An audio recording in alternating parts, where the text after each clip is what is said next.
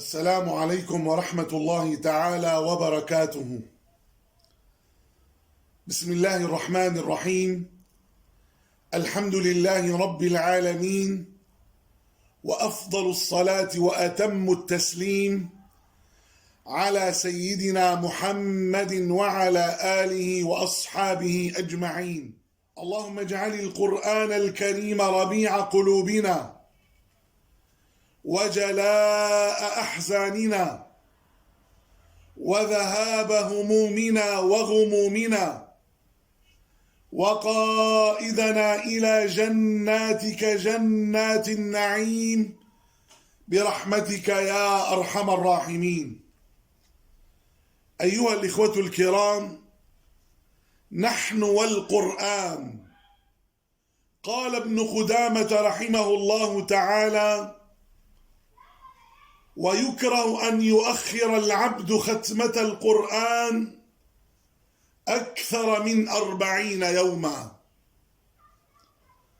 وقال القرطبي رحمه الله تعالى: 40 مدة الضعفاء وأولي الأشغال.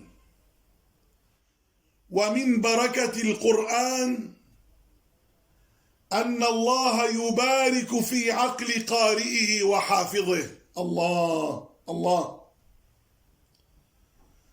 فعن عبد الملك بن عمير رحمه الله تعالى كان يقال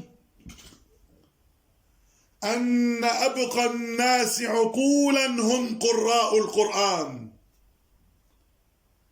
وفي رواية أن أنقى الناس عقولا هم قراء القرآن. الله الله. اللهم اجعلنا من قراء القرآن، من الذين يقرؤونه ويتدبرونه برحمتك يا أرحم الراحمين.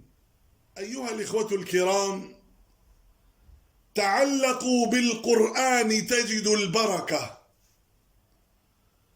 وكان بعض المفسرين يقولون: اشتغلنا بالقرآن فغمرتنا البركات والخيرات في الدنيا. الله الله.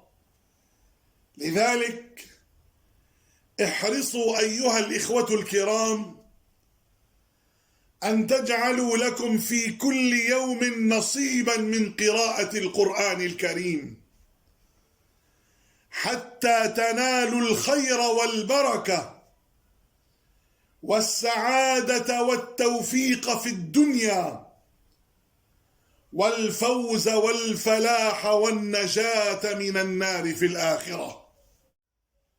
اللهم اجعل القرآن الكريم ربيع قلوبنا وجلاء أحزاننا وذهاب همومنا وغمومنا وقائدنا إلى جناتك جنات النعيم برحمتك يا أرحم الراحمين. اللهم ارحمنا بالقرآن العظيم، واجعله لنا إماما ونورا وهدى ورحمة. اللهم ذكرنا منه ما نسينا، وعلمنا منه ما جهلنا، وارزقنا تلاوته آناء الليل وأطراف النهار على الوجه الذي يرضيك عنا برحمتك يا أرحم الراحمين. اللهم اجعل القرآن الكريم حجة لنا ولا تجعله حجة علينا برحمتك يا أرحم الراحمين. وصلى الله وسلم وبارك وعظم وأنعم على سيدنا محمد وعلى آله وأصحابه أجمعين، والحمد لله رب العالمين. والسلام عليكم ورحمة الله تعالى وبركاته.